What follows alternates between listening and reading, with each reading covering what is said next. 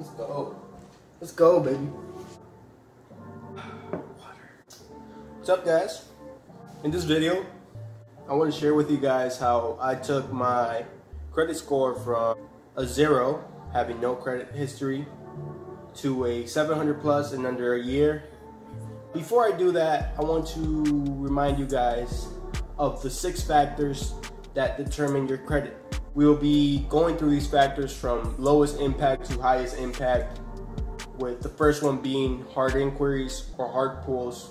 This is things like credit applications for a credit card, for a home loan, whatever they may be.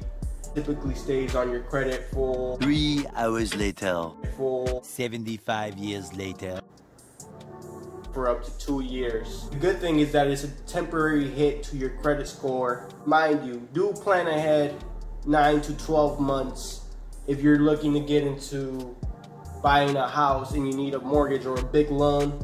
That's things that they consider. So, kind of be mindful of that. The next one being total accounts. There's a big misconception that the more accounts that you have, the more it will impact your credit score in a bad way. And in the short term, that may be true because of credit age, another factor that we will get to later in this video. But actually having a good range and a good amount of credit cards, it's a good thing for your credit score. Having variety and showing responsibility on those credit lines is a very good thing. The third one being credit age. So the way this is determined is if you have a new credit card, essentially that's 0 months old. And if you have another card that's 12 months old, a year old, the average between those two would be a 6-month credit age average. It's very medium impact to your credit score. High impact, the credit card use. This impacts your credit score. Very, very important that you're mindful of this if you want to keep it up in the upper 600s, lower 7s, even high 7s, potentially going into 8s. The credit card use is how much of your limit are you using. You have a 3,000, 4,000, 5,000 credit limit, whatever the case may be, and you're using, for simple purposes, we'll say 10,000. If you're using 1,000 of that 10,000, that's a 10% usage of that credit limit. So we as in the credit enthusiasts, like to keep your credit usage to below 5%. Even though this is a very short-term thing that could switch rapidly. If you start paying off your loans, that usage is gonna come down and it may boost your score. So I would recommend this to be one of the first things you attack at trying to get your credit score up if you have the best credit score. Derogatory marks is a very high impact stuff, and honestly, just avoid them at all costs. These can stay on your reports for 7 to 10 years. That's a pretty long time. These are bankruptcies, collections, anything of that sort. Last but not least, we have payment history, which is the most important. Pay your bill, even if it's just the minimum.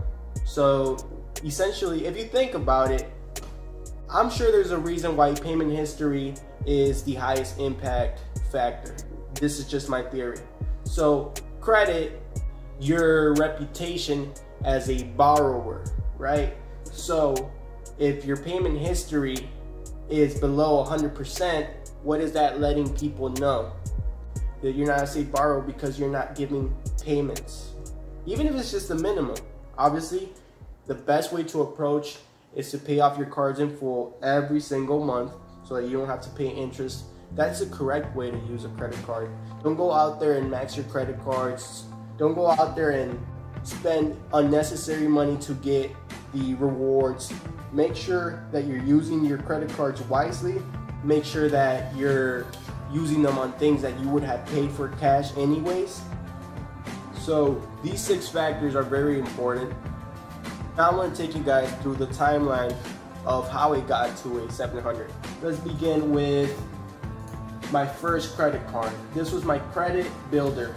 So I started with the Capital One Platinum card, and that has been the first credit card I ever gotten actually. That specific card, the Platinum one, is known to be a good credit builder card. There's no annual fees. I initially got $300 in that credit card.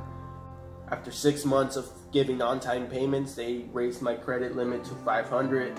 So it's still pretty low, relatively speaking, but it is my first credit card. After that, I got a TJ Maxx credit card.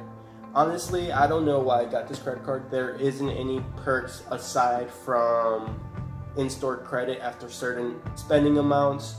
It did offer me a $500 credit at the time being. Now it's a 1,500 credit, so that kind of helped. I did get this. This was my second credit card, so it's a little mature.